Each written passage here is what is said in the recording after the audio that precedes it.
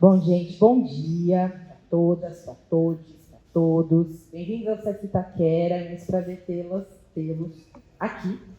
Queria convidar vocês para a gente começar as nossas conversas, o nosso bate-papo, que a gente nomeou de aleitamento humano e diversidade.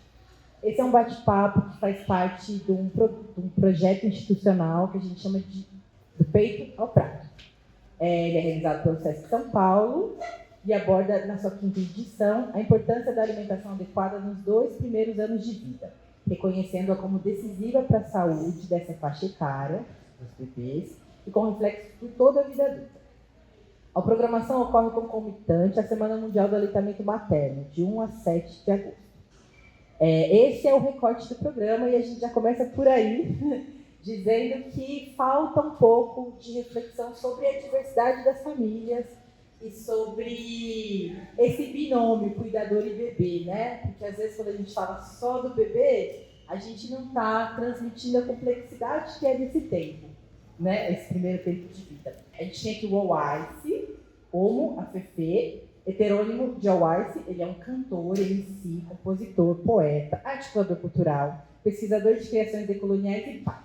Nascido em Taboão da Serra, iniciou seu desenvolvimento em 2013 nas batalhas de rap brasileiro. Mesma cena faz parte até hoje, conversando com diversos estilos musicais, reggae, jongo e músicas populares brasileiras, sendo assim um multiartista. A Isis Góes, ela é nutricionista, estudou lá na minha cidade, Taubaté, com aperfeiçoamento ambulatorial em nutrição e saúde coletiva. Atualmente, cursa doutorado no programa de pós-graduação em endocrinologia e metabologia da Escola Paulista de Medicina, a Unicef. É supervisora de pesquisa no projeto Mapeamento da População Trans do Estado de São Paulo, do Laboratório de Saúde Coletiva, e atua como profissional voluntária do Trans Unifesp.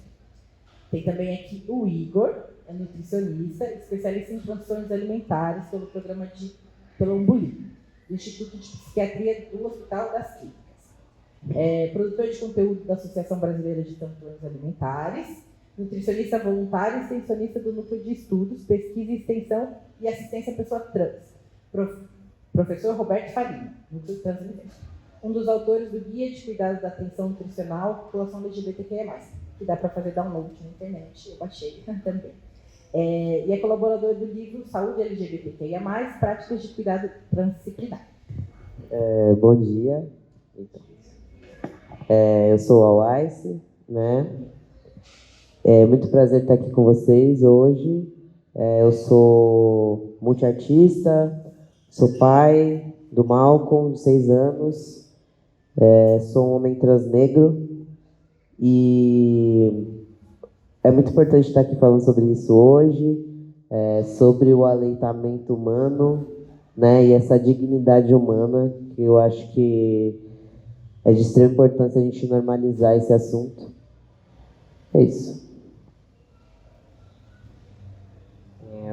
Bom dia a todas as pessoas presentes. Meu nome é Isis Góes, apresentada pela Vivi. Acho que além das questões técnicas, de formação, eu sou uma mulher trans e dentro dessa perspectiva tenho me atentado às pesquisas e também trabalhar em aspectos de saúde da população trans, desde aspectos nutricionais, endócrinos e também de questões de vida e de segurança alimentar dentro dessa população. Bom dia também a todas as pessoas presentes, eu sou Igor Trindade. Eu tenho um perfil na rede social chamado Nutriviado, então eu gosto de falar muito sobre essa questão, sobre esse tema, foi já muito bem apresentado pela Vivi. E a ideia é usar um pouco desse espaço, né, muito dessa questão do privilégio também de ser um homem gay, branco, e poder falar sobre essas questões e levar isso cada vez mais à frente, né? Como a Isis falou, trabalho junto com ela durante muito tempo, então a ideia é essa, que a gente possa fazer um bom papo aqui. Não sei, acho que eu começo esse papo hoje falando da importância da gente normalizar e falar que não são só mulheres cisgêneras que podem amamentar, né? E aí, a partir desse diálogo, a gente abre muitos horizontes, mas acho que é importante também falar da minha própria vivência e narrativa em cima disso, né? Mas também ressaltar que é muito importante a gente normalizar também as mulheres travestis, mulheres trans que também podem amamentar, os homens trans que também podem amamentar e amamentam, as transmasculinidades que estão gerando, né, novas vidas. E aí acho que a partir disso a gente pode ir destrinchando esse assunto, porque é sobre aleitamento humano e não materno, né? E aí, falando da minha perspectiva, desse olhar mesmo social para esse assunto do aleitamento, né, já tem muitos olhares de julgamento para as mulheres cisgêneras que escolhem amamentar e para as mulheres cisgêneras que não escolhem amamentar, né? E aí, quando a gente fala de pessoas trans, de corporeidades trans que amamentam, a sociedade ainda está muito atrasada nesse diálogo. Então é importante naturalizar e normalizar esses corpos e essas vivências até para uma saúde integral da sociedade, né? Porque é isso, ainda é um lugar de muito sofrimento para as mulheres cisgêneras, quem dirá para os homens trans, para as mulheres trans, que não conseguem nem acessar minimamente o sistema de saúde, né? Então, acho que esse papo vem nesse sentido de humanizar os olhares para essa pauta e naturalizar também esses corpos. Acho que dá para a gente fazer um pequeno histórico, né, de como acho que a saúde e a ciência olhou também para os corpos de pessoas trans. E dentro desse sentido, né, sempre foram corpos muito patologizados, né, que foram colocados como um processo de doença mental.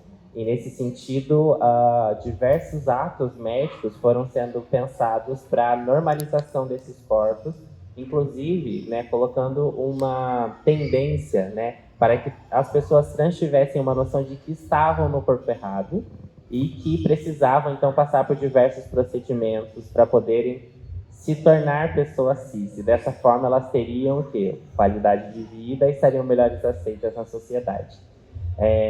Então, esse olhar, né, bastante higienista também que a gente sofreu, interfere em diversos aspectos da vida, inclusive a própria gestação e o aleitamento.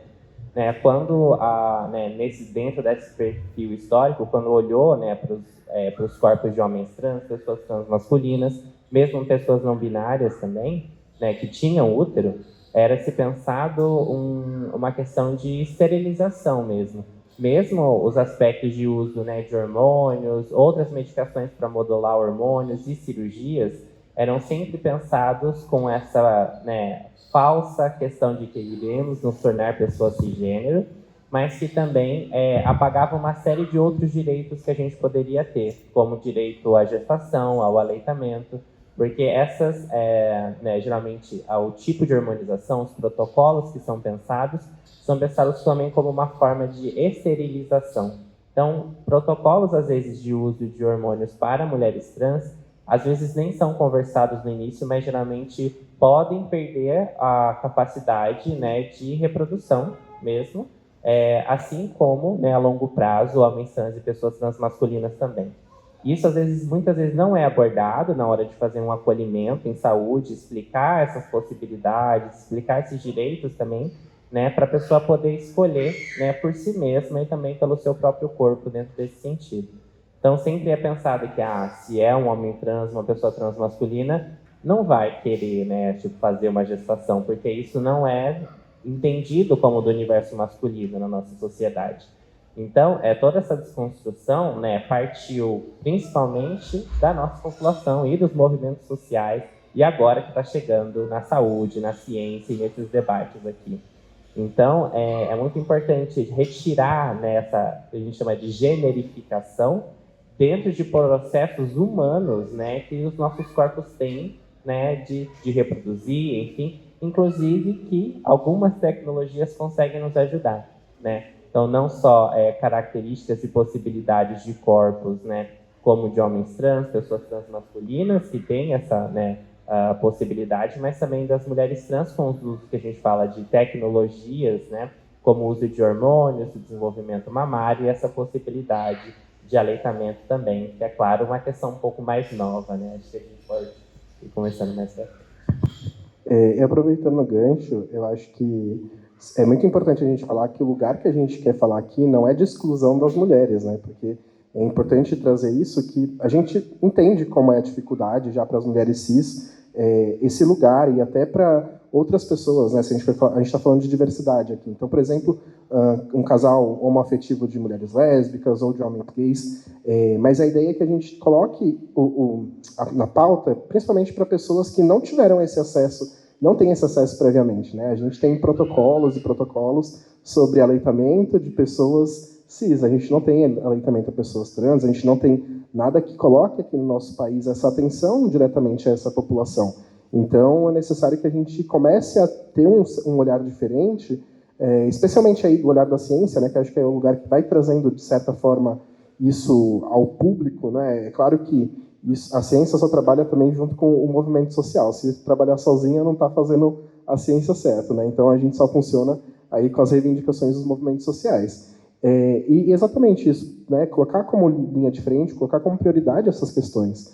Então, acho que isso é importante. A gente não quer pensar que a gente vai excluir, né? Então, não é essa ideia, mas sim de colocar, de trazer outras possibilidades, de mostrar como a criança, inclusive, ela sai ganhando com essas práticas, né? Então, a gente, acho que historicamente falando, no que a Isis trouxe, a gente pega um lugar de que nem se é perguntado para a pessoa, no momento que ela vai fazer a transição, se ela quer ter filhos, se ela pensa em fazer alguma coisa para manutenção, né? Então, manutenção dos hormônios, a manutenção da genitália, muitas vezes que pode ser suprimida devido a esses hormônios. Então, é esse cuidado que a gente não tem previamente que já vai trazendo toda essa exclusão logo, né? Porque, bom, depois que a pessoa tem ali, não tem a possibilidade mais de ter filho, biologicamente falando, né? Ela vai descobrir que queria ter. Então, assim, já não tem mais nenhum outro método que precise.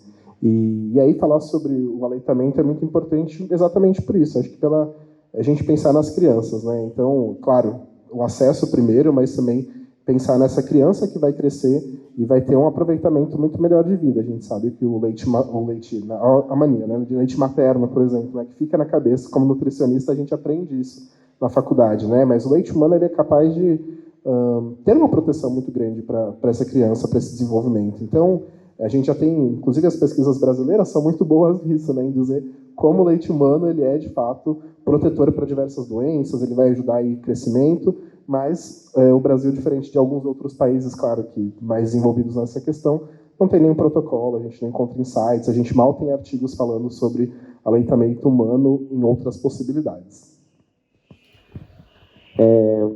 Eu fiquei pensando aqui, né, que eu estava tendo um papo com a Vivi um pouco mais cedo, e a gente estava falando sobre essa questão da sociedade não normalizar o processo e logo, automaticamente, a gente não consegue conversar sobre ele, né, e no quanto isso é doloroso até para a pessoa que está passando, quanto para a criança. Às vezes também a gente assiste muito mais a criança do que a pessoa que está passando pelo processo, né?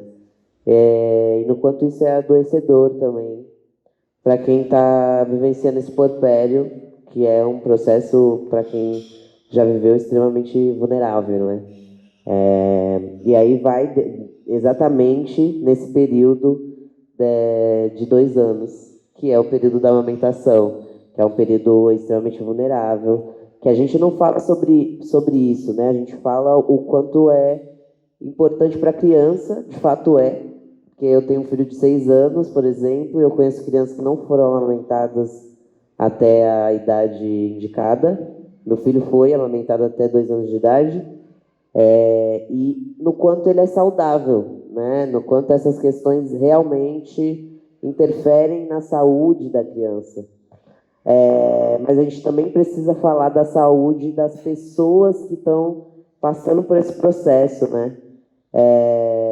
E aí no quanto é violento, porque eu sinto que é um sistema dentro da comunidade trans, né? É um sistema da saúde que faz com que a gente não consiga se reproduzir, né? E isso acarreta diversas coisas e no quanto para a cisgeneridade é normal se reproduzir, né? E mesmo sendo normal, a cisgeneridade não consegue conversar sobre isso. Mesmo sendo um projeto e um processo extremamente violento, as pessoas trans ainda querem reproduzir, ainda querem ter família, mas tem esse olhar da sociedade num todo, né? A gente não consegue conversar sobre processos da cisgeneridade que já é normal se reproduzir, ter filhos, e como que a gente vai conseguir conversar sobre essas novas corporeidades. Novas não, né?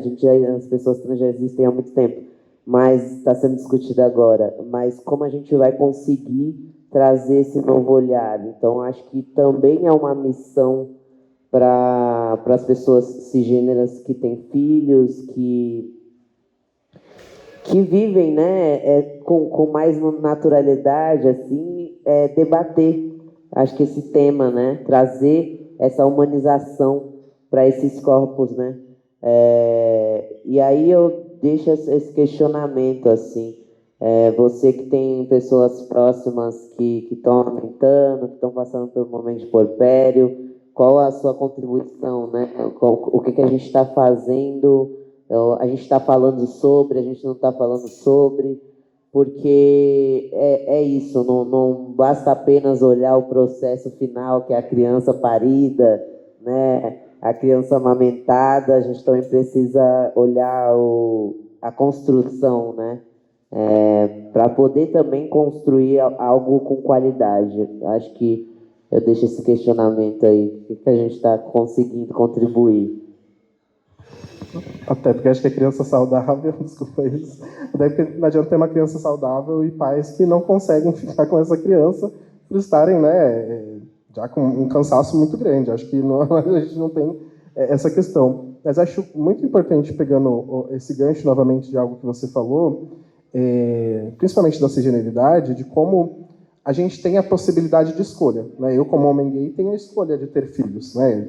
Até por questões, claro que não de leis, mas de entendimentos da Suprema Corte, que eu posso ter filhos adotados, que eu posso ter uma pessoa que vai gestar essa criança, mas eu tenho escolha, né? Quanto pessoas trans, a gente não tem esse lugar de escolha, né? Na verdade, a gente já entra com todas essas tecnologias para esterilização. Então, a gente já tira essa possibilidade, a gente já não fala sobre isso, a gente deixa esse campo totalmente esquecido para que não seja algo que a gente vai falar. Então, é algo que talvez o OAS pode falar muito melhor de como foi essa decisão, né, e esse processo até de pensar nisso, de manutenção mesmo, por exemplo, das mamas, de ter toda essa questão aí para pensar numa gestação, no aleitamento, mas que provavelmente para a maioria das pessoas até a gente entende, né, como uma gana de mudança corporal, de tentar ser aceito na sociedade, de não ser falado sobre isso. É isso. E daí chegar mais lá na frente, viu que, né, com essa gana, com essa questão,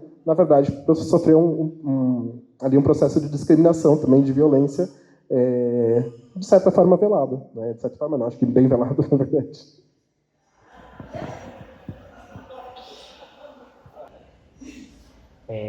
Acho que não é só um gancho, né, do que o Awais trouxe sobre o apagamento do puerpério. Acho que é uma coisa bastante importante e que acaba acontecendo mesmo dentro de casais que são cis-hétero, né? E como esse lugar de quando pensa a questão mãe ou maternidade é colocada num lugar de esquecimento mesmo, após, né, a gestação acabar e ter nascido a criança, enfim.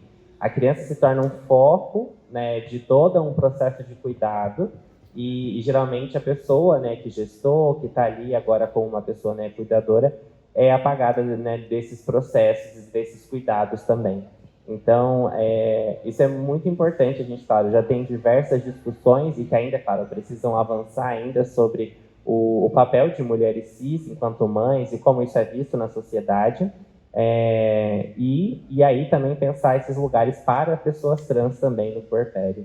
E aí, claro, a gente tem, né, num processo muito interseccional, que vai aí ter diferenças para as identidades de gênero, um processo de puerpério para mulheres cis já não é uma questão fácil, para pessoas trans vai ser ainda um pouco pior. E é aquilo que o Awais falou, né, de todo o planejamento que vem antes disso.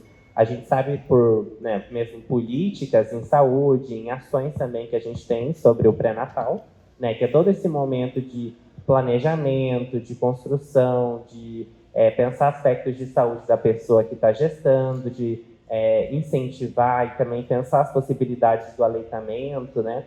Então, esse não é um lugar pensado para pessoas trans, né? O pré-natal geralmente acontece, né, em unidades básicas de saúde, nos postinhos de saúde de bairro, enfim.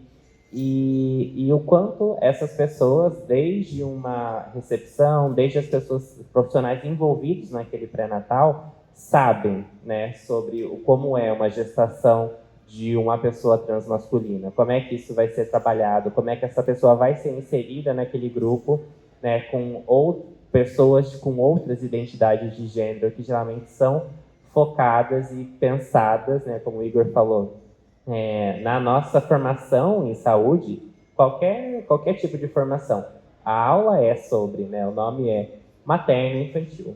E é isso que a gente fala, mulheres cis hétero e a possibilidade de gestação e aleitamento. Assim, não foge desse padrão. Então, mesmo profissionais que estejam lá, tem essa formação que já tem uma lacuna muito específica e que vai enfrentar, na verdade, tanto dificuldades, mas também produzir diversas violências, né? Sejam simbólicas, verbais, até físicas, né? Dentro desses espaços que deveria ser um espaço de acolhimento e de planejamento, né? De uma gestação saudável e da construção de um processo também de lactação, de aleitamento humano, que serve para o puerpério, né? Então, como a Uai falou, puerpério não é um lugar, né? Bom, eu não tenho filhos, não tenho útero, não vou gestar, mas a gente sabe como o puerpério é um lugar de vulnerabilidade que precisa ter uma rede, né? Uma rede de apoio para isso acontecer de uma forma saudável também. Eu acho que é isso, né? Quando a gente, falando dos homens trans, inclusive, recentemente eu realizei um procedimento da mastectomia, então não tenho mais as mamas. E aí eu fui fazer um exame de mamografia, que inclusive eu tenho 25 anos e eu nunca tinha realizado. Né? Já começa aí, porque é um tipo de exame, para quem sabe, para quem tem mama, é um exame que deveria ser normal, você fazer pelo menos uma vez ao ano para estabelecer esse certo cuidado de saúde. E aí eu cheguei para fazer a mamografia e tava lá, né, só mulheres cisgêneras. E elas ficaram olhando para minha cara, o que esse cara tá fazendo aqui, né? Tipo assim, não tô entendendo. E aí, no quanto isso é violento, porque eu também, né, tava ali para fazer um exame comum, de rotina, só que o meu corpo, automaticamente, no sistema de saúde, tanto pública e privada, é colocado enquanto um lugar feminino. Né? Todos os meus exames que eu vou fazer, e principalmente no SUS, eles já colocam lá, sexo feminino. Né? Não tem nenhum cuidado, é extremamente violento. E isso impede com que as pessoas se aproximem do cuidado da saúde, principalmente, sobretudo, as pessoas trans.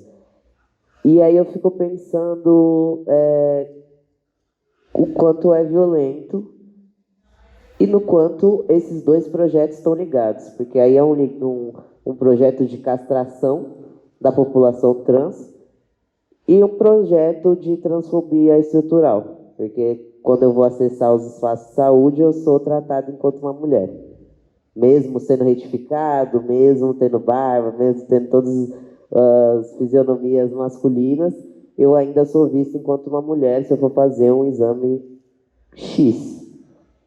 E esses dois projetos estão linkados exatamente para impedir com que a gente acesse e saiba dessa tecnologia trans, né? As pessoas ficam, nossa, mas homens não engravidam, né? Sim, homens engravidam, inclusive tem eu aqui, tem vários outros amigos, várias outras pessoas que estão passando por esse processo agora, inclusive, em algum lugar do Brasil. E aí, no quanto é isso, né? Todo o processo é muito dolorido. Eu acho que só dá para saber mesmo vivenciando, mas a partir das vivências que eu tive, também das outras comunicações com outras pessoas, é sempre nesse lugar muito violento. Tanto que tem um amigo, o Aqualin, que ele gestou o filho tem pouco tempo, eu acho que o Apolo está com 1 ano e pouco, 2 anos no máximo.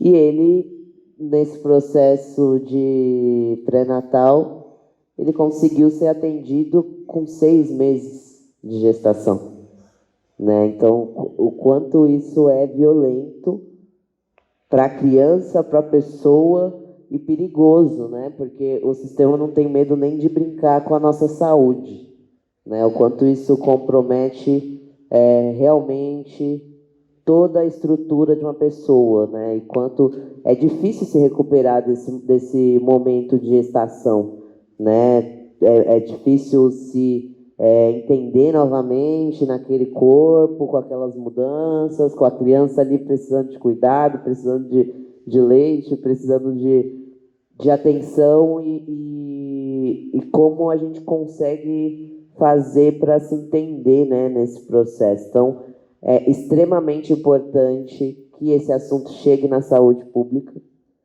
e que esses corpos consigam ter a saúde integral, né? Então, todos os relatos, infelizmente, são muito sofridos, assim. Acho que eu nunca encontrei nenhum relato que foi positivo. Foi, nossa, deu tudo certo, né?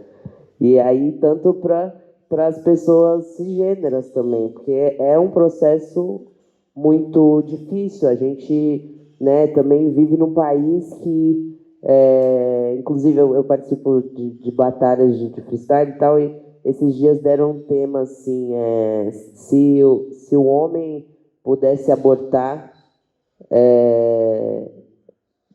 não sei, se o homem pudesse abortar, vários homens já teriam feito aborto, o aborto já seria legalizado.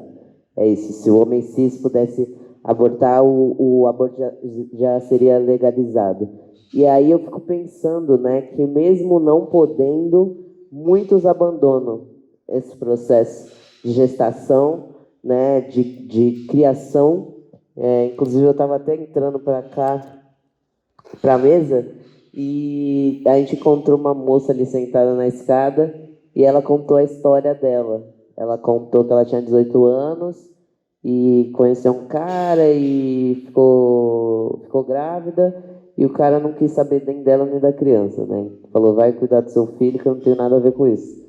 E aí eu fico pensando, né, no quanto isso é naturalizado para as paternidades cisgêneras e no quanto é dificultoso para as paternidades trans, né? Que tem tantas pessoas trans estão querendo acessar esse lugar de família, de construção, porque a gente tem esse lugar de família muito negado, né, desde cedo. E no quanto isso é muito fácil para os homens cisgêneros fazerem, simplesmente sumirem e não se importarem com o que vem depois, não se importarem com a saúde daquela mulher, não se importarem com a saúde daquele homem que ficou ali com aquela criança. E então é isso, assim, acho que eu fico pensativo e com muita vontade de mudar essa realidade, assim. Então acho que é por isso que eu estou aqui hoje também falando com vocês e podendo compartilhar, assim, esses pensamentos.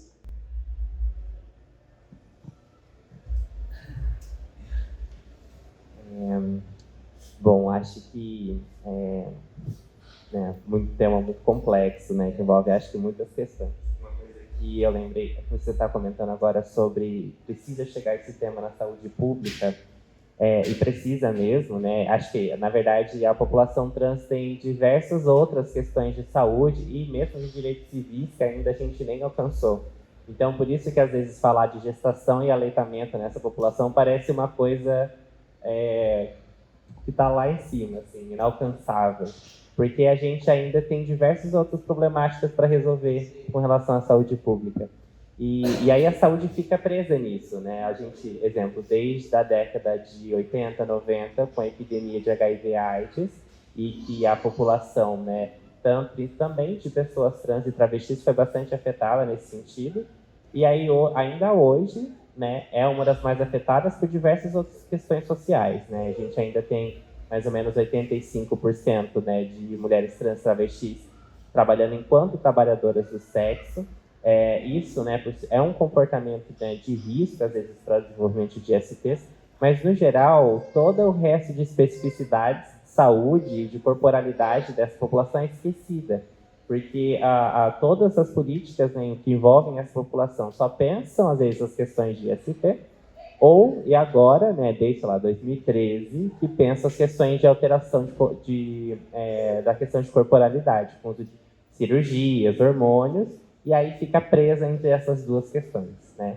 E o restante, né? Então a gente precisa avançar mesmo em diversas outras temáticas, mas enquanto temos vários outros, né, processos ainda não respeitados, a gente ainda fica esse entrave para avançar para temáticas e para necessidades e alcançar esses direitos que são, assim, vivenciados quase que facilmente pelo resto da população, pela população cis. Então, a gente fica ainda, né, parado, assim, meio que nessa estático com relação a pensar outras questões que pessoas trans vão querer e vão, né, estar ali dispostas a vivenciar. Isso às vezes é apagado, não perguntado, não. Então é bastante necessário que a gente comece a falar sobre esses temas, né, não só de gestação, de aleitamento, mas de outras perspectivas de vida e de corporalidade que as pessoas trans também possam acessar, né, daqui para frente. Mas ainda realmente a gente tem que trabalhar melhor a base disso, né? Se a gente ainda está em dificuldade de acessar mercado formal de trabalho, educação superior, entre outras questões, todo o resto às vezes também fica comprometido, né? Então é um problema que precisa de várias frentes, né? E não só porque a gente tem essa base que precisa de um cuidado melhor, de uma assistência melhor e uma resolução mais específica, que a gente não pode falar sobre outras temáticas, porque senão a gente sempre vai ficar parado aqui embaixo ainda falando de questões da década de 90 e não vai avançar. Eu acho que esse processo vem de algo que a gente já conversou há algum tempo, né? Falo com a Isis porque é minha amiga pessoal e a gente conversa muito, né? A gente trabalha junto, mas tem um complexo, acho que na ciência do cis hétero salvador, né? Da pessoa que está ali para produzir ciência, produzir saúde, mas que utiliza desse lugar para colocar apenas visões próprias mesmo do que significa aquilo, né? E vai trazer muito esse lugar das discussões que eram lá para trás. Então, acho que até pegar um pouco do que eu falei no começo, de que se a gente não está junto ao movimento social, se a gente não ouve as pessoas usuárias dentro dos nossos serviços, se a gente não ouve o movimento social, as associações que estão ali para dizer quais são as reivindicações, a gente vai continuar produzindo, vão ter artigos, vão ter protocolos, mas vão ser para pessoas que ainda não está atualizado, né, daquilo que elas precisam, né? Inclusive, recentemente, participei com a Isis também de uma conferência de nutrição para falar sobre segurança alimentar e nutricional, do qual queriam pautar políticas dentro da população. E a gente falou, bom, sem pesquisas, a gente não sabe qual é a necessidade da população.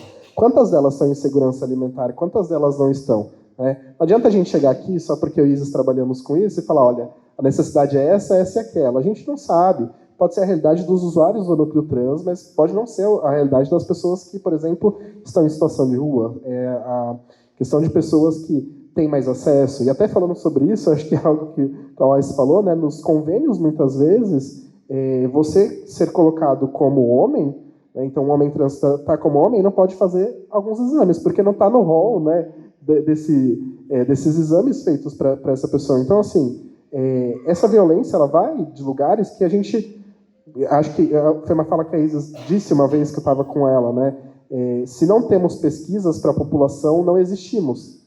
Isso é fato, não existimos porque não sabemos o que essa comunidade precisa, do que cada recorte específico precisa. E a gente está falando aqui sobre, por exemplo, a vivência de um homem trans negro, que é diferente de talvez um homem trans branco, que talvez seja diferente de um outro homem trans que tenha mais condições, ou de um outro homem trans que tenha menos condições, que depende exclusivamente do SUS, como ele trouxe do amigo dele. Então, assim, a gente precisa pensar realmente em ouvir, né?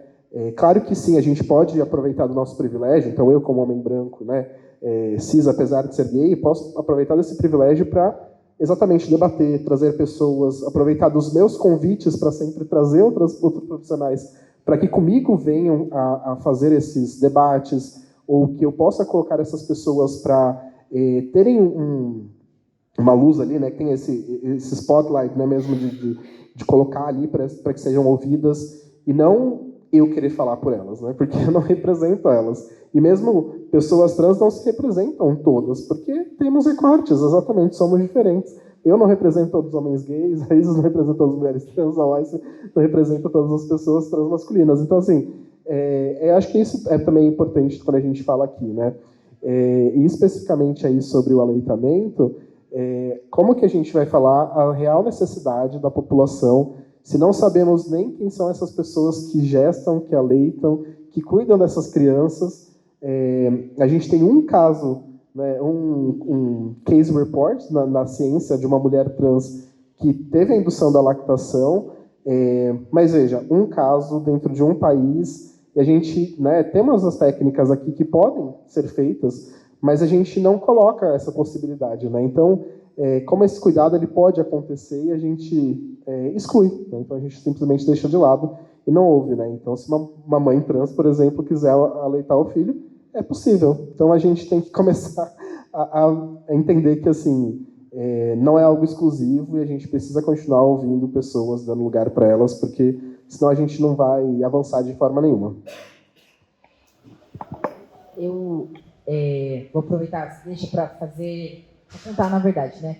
Eu comecei a me preparar, né, para estar aqui com vocês, aí eu achei um documentário da UOL falando de um casal trans que decidiu, né, formar uma família e ter um bebê. Achei super maravilhoso, assim, o documentário é muito legal. Aí eu caí na besteira, que foi uma besteira mesmo, de ir nas redes sociais. E eu vi um post da Érica amamentando. E é o post mais comentado do Instagram todo dela. E é muito violento. Assim, é um absurdo.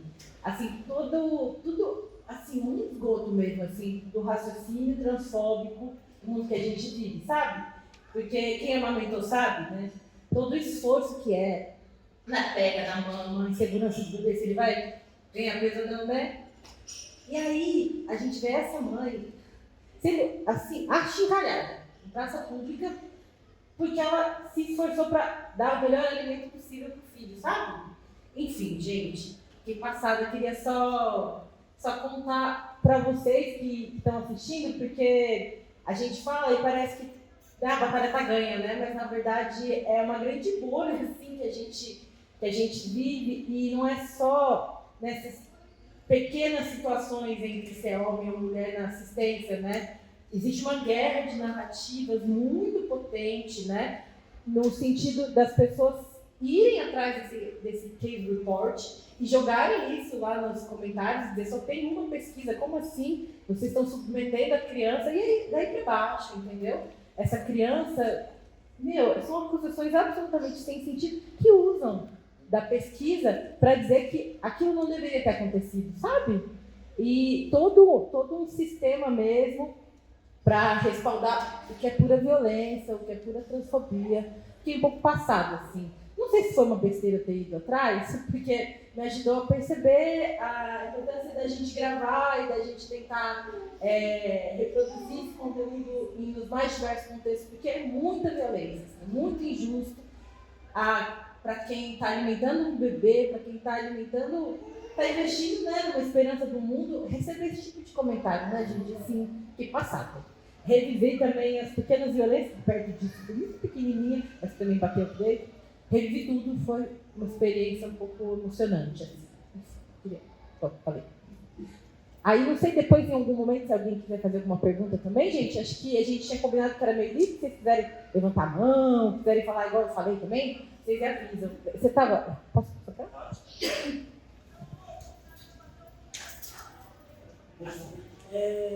Eu queria, na verdade, fazer um comentário e ver o que vocês pensam disso. Assim. A gente tem um processo, principalmente da rede privada, de pessoas civis, profissionais da saúde, enriquecendo com os processos de cirurgia de pessoas trans. E sem esse cuidado mesmo, assim. Procedimentos até, de certa forma, meio que acessível para mulheres trans, mas que não levam em consideração a questão da possibilidade de amamentar. Eu, quando fui botar meu silicone, por exemplo, se eu não perguntasse e se eu não já tivesse acesso a algumas informações, ia passar batido pela médica em relação à técnica que eu gostaria de usar, pensando posteriormente a possibilidade de amamentação. Se no meu processo de hormonização, que hoje eu não faço, eu não tivesse perguntado sobre a possibilidade de castração, eu também não teria acesso a essa informação. E aí eu queria saber se vocês têm conhecimento de possibilidades ou de casos que a legislação consiga impedir isso, ou garantir que a gente consiga fazer com que esses profissionais sejam obrigados a falar sobre isso, qual é o caminho para isso, porque é uma violência extremamente absurda desses processos, principalmente quando uma coisa que devia ser direito no sistema público, a gente tem profissionais que não olham para esse lugar. Queria aproveitar para divulgar que a Casa Chama esse ano vai ter o 2º Congresso de Saúde Trans, focado na população transmasculina em dezembro. Depois, inclusive, quero falar com vocês para convidar para estar lá. Mas é isso, assim. Eu acho que o processo de mastectomia também não é conversado sobre isso. Se existe a possibilidade de, dentro do processo de mastectomia, continuar com a produção de aleitamento, se não existe pesquisa, se não tem nada, são só invisíveis mesmo em relação a isso tudo, né? Que é como você disse, se não tem pesquisa, se não tem estudo, se não tem um olhar interessado para isso, apesar de ter uma questão do capital, né? Tem vários profissionais fazendo esse processo de cirurgia, como que a gente, qual é o caminho, assim?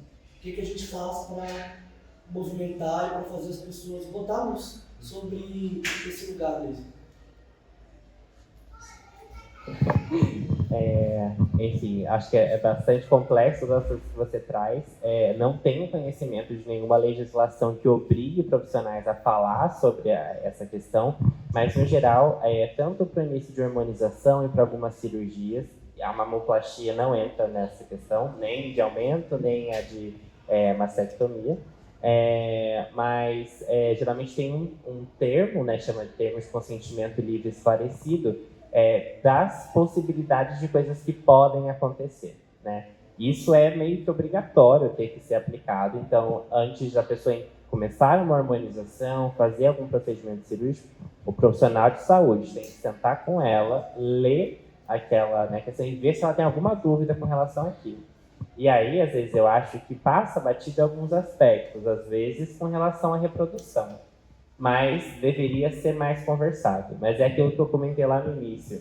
Se a pessoa, né, é um homem trans, é uma pessoa transmasculina, por que ela vai querer gestar?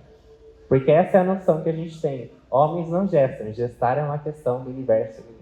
Mas isso é protocolo, isso precisa ser aplicado. E se não está sendo, né, claro, nós, pessoas trans, às vezes a gente se arma de portarias, de resoluções, para quando chegar num serviço de saúde, o médico não saber, a gente falar. Mas nem todas as pessoas trans vão conseguir pegar uma portaria, uma resolução que tem uma linguagem, muitas vezes não acessível, para debater isso com o médico. Não é fácil. Então... Que é isso, o mercado de cirurgias, que daí não passa por essa questão dos direitos e tal. Exato. Então, provavelmente, dentro de clínicas particulares, isso acaba sendo um pouco pior, né? Talvez essa aplicação desse termo, que está muito relacionado, se não me engano, à portaria 2803 de 2013, que é a portaria, né, denominada processo transexualizador, que é horrível esse nome, mas que fala sobre essa questão. E aí precisa ser aplicado. Agora, no particular, não sei como isso está sendo feito. E aí realmente precisa que as novas portarias e também mesmo resoluções do Conselho Federal de Medicina que falam sobre esse processo de cirurgia, de hormonização, reforce essas questões de possibilidade de reprodução, seja para mulheres trans que, às vezes, querem ter um filho de forma, né, biológica, seja de homens trans que também querem ter filhos de forma biológica, e às vezes fala, eu tenho o desejo de fazer histerectomia. A pessoa tem que perguntar, né? Às vezes coloca nesse lugar de, você quer fazer histerectomia, então não quer gestar. Às vezes a pessoa quer, então, assim, vamos conversar sobre isso, né? Você já pensou em possibilidade de gestação? Você tem a pessoa só fala, não tenho nenhuma vontade, quero mesmo fazer histerectomia. Tudo bem. Agora, se a pessoa pensa nisso, né? Então, vamos trabalhar isso, ver quais são as possibilidades, o planejamento para isso acontecer de uma forma mais saudável. Pensar, inclusive, como esses aspectos da hormonização precisam ser pensados, se vai parar a hormonização, se não vai, como é que esse planejo vai ser feito. Mas eu acho que tem toda essa problemática ainda de coisas que não são aplicadas e não são, né, faladas. Principalmente, no caso que você comentou, para a mamoplastia de mulheres trans. Então, boa parte, né, das mulheres trans que eu conheço, às vezes colocam a prótese de silicone em cima da glândula, né, que é essa questão. E aí tem essa problemática e toda essa dificuldade também. E então isso precisa ser conversado e trabalhado. E até comentando, acho que um pouco do que a Vivi trouxe, as pessoas não pensam nessa possibilidade e às vezes, né, colocam às vezes um artigo, né, assim, é muito fácil, né, você pegar qualquer artigo e falar que é uma evidência e brigar com a pessoa em relação a isso. Mas a ciência não é feita dessa forma. Então, mas o senso comum, né, as pessoas em geral entendem como isso. Então, a possibilidade de aleitamento para mulheres trans é uma forma muito parecida com a de mulheres cis, que às vezes encontram, e também de homens trans, que às vezes têm dificuldade no processo de lactação. Então, é um processo que a gente chama de indução da lactação. Então, tanto para pessoas que às vezes não conseguem lactar ou têm alguma dificuldade na produção, é o mesmo método que vai ser utilizado para todas as pessoas que têm uma glândula mamária desenvolvida, né? Então, não importa se é utilizado, né, medicações ou algum tipo de hormônio, isso não vai passar para o leite, isso não vai para uma criança, que tem toda essa questão. O povo fala, né? A pessoa se entope de hormônio e vai passar para a criança. Não, amor, vamos estudar o metabolismo, não é assim que acontece. Então, é muito complexo mesmo. E aí precisa pensar esses protocolos que são mesmo, assim, só precisam chegar à população-alvo para elas saberem poder, de fato, escolher, né? Acho que boas das pautas do movimento trans se aproximam muito do movimento feminista, de certa forma, e a gente precisava ter essa interação um pouco maior, mas o movimento feminista, claro, tem diversas raízes e umas delas nem tão então, bastante essa questão. Então, mas essa articulação é importante, né? Então, não é quando a gente está falando, vamos falar de acesso, de trabalhar isso, precisa aproximar. Né? Então, sim, não sei se respondi essa pergunta, não falei muito, mas a gente precisa, claro, essa legislação, essa portaria do acesso de recursos, né, cirúrgicos e hormonais para pessoas trans está passando agora por uma reformulação e espero eu, né, que outras questões de acesso à saúde também possam ser incluídas ali, que essas coisas melhorem daqui para frente. Mas, né, vamos torcer. Isis, só um comentário nessa indução à lactação de pessoas não gestantes é o que acontece quando uma mulher faz adoção, né? E ela quer amamentar. Sim, exatamente. É o mesmo procedimento que vai fazer para mulheres trans. Perdão. É o mesmo procedimento que vai fazer para mulheres trans. A única coisa que precisa antes é que essa mulher trans tenha feito a hormonização, e aí precisa, de fato, ser um pouco mais protocolar nesse sentido, para que a glândula se desenvolva, os ductos não fiquem tão colabados, enfim, por causa de todo um processo de testosterona que foi, né, endógeno antes. Então, tendo a glândula mamária desenvolvida, não importa a identidade de gênero, se quer fazer a lactação, é o mesmo processo, como se diz. Como são duas mães também, né? Às vezes uma gestou e a outra quer dar aumentar, né? São dois processos. E até para complementar, acho que o que a Isis falou, a gente já tem protocolos de fora, por exemplo, de mamoplastia masculinizadora, que mantém o tecido mamário, mas fazem a redução da gordura, né, das mamas, para que, se for uma vontade, né, ou para pessoas que às vezes têm a vontade, mas não sabem dizer se querem ter, se tem essa possibilidade ainda, então, como vamos dizer, pessoas indecisas, né, preferem manter para que isso seja uma possibilidade, não seja algo que não aconteça, né, de fato, como temos aqui, né, uma mamoplastia masculinizadora no Brasil, retira tudo, a gente só tem ali, né, mantém realmente. Não, a pessoa não vai ter essa possibilidade mais depois de ter feito essa cirurgia. Então, é algo importante. E eu acho que o que a Isis falou também, a gente está falando de portarias, né? A gente está falando de políticas, às vezes, que não são, de fato, instituídas. Como portarias, isso pode cair a qualquer momento. Então, o que a gente tem agora, em um próximo governo, por exemplo, isso pode cair. E aí, como o profissional vai trabalhar com algo que pode cair, né? E aí vamos entrar no capital, né? É muito mais fácil lucrar com isso, do tipo, olha, vou fazer daqui, né? Tentando ajudar, até às vezes na melhor das intenções, mas não sem conseguir, né? E vou lucrar com isso, claro. Mas não é algo que, por exemplo, a gente tem na faculdade, né? Então, assim, temos uma política nacional de lésbicas, gays, travestis e transexuais, mas é o nome da política, tá, gente? Não sei o que eu estou falando. Né?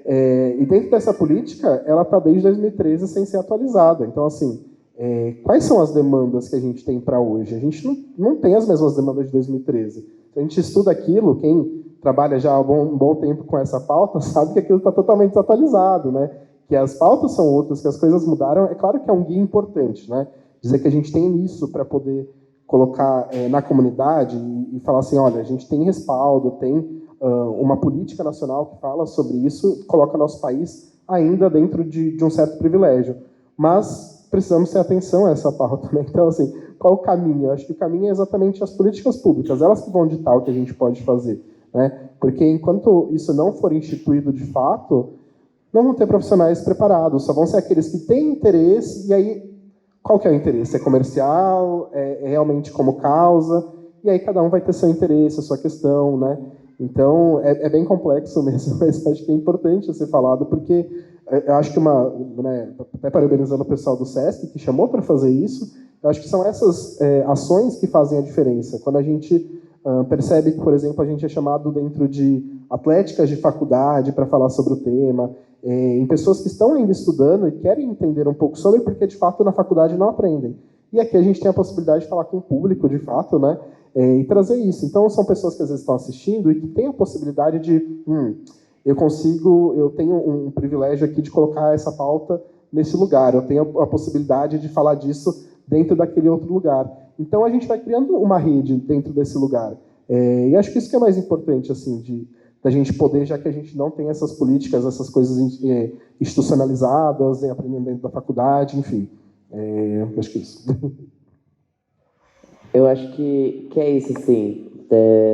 Nas duas falas, a gente entende muito que esse lugar é uma parceria, realmente.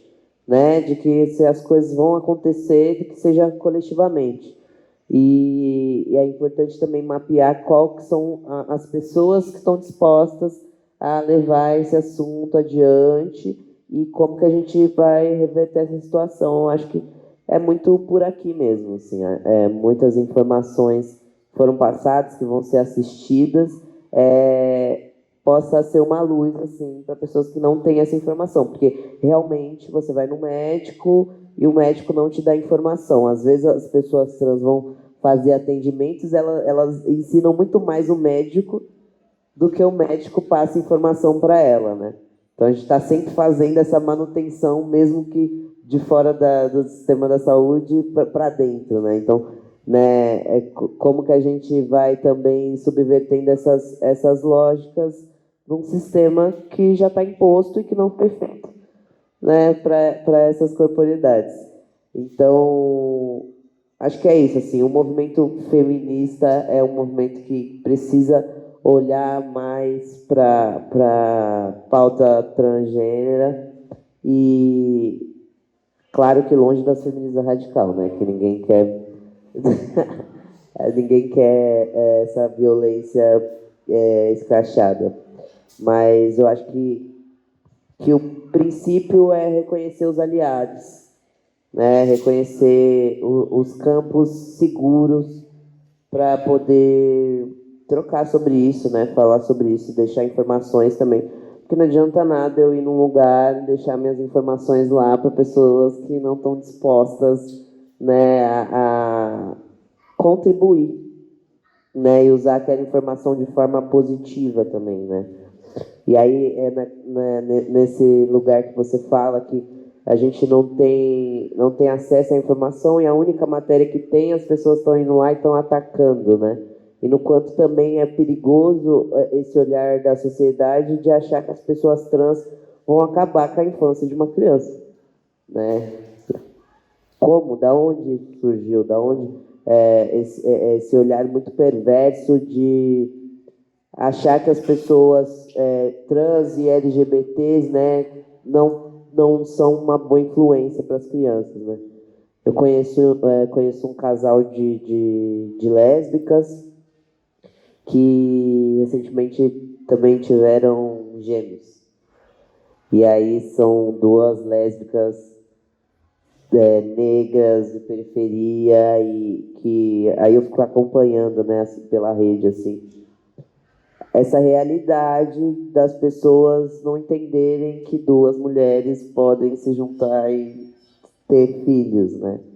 E aí foi uma amamentação compartilhada, uma gestou e a outra amamentou. Então, são coisas que não fogem da lógica, né? Mas essa patologia de criminalizar, vulnerabilizar esses corpos LGBTs vão levando para esse lugar de má influência, né? Esse lugar de envenenamento, de que as crianças vão ser corrompidas, que vão virar LGBT, que estão sendo estudos, né, que estão sendo expostas, né, de tudo a gente escuta. Então, eu acho que é isso, a gente precisa se juntar com quem está afim de construir, assim, um mundo melhor, até porque quando a gente também fala de criança, a gente também está falando de futuro, a gente também está projetando mudanças, né, e logo o meu filho não vai ser igual ao filho de uma pessoa que está ainda extremamente atrasada, mas que, ao mesmo tempo, também,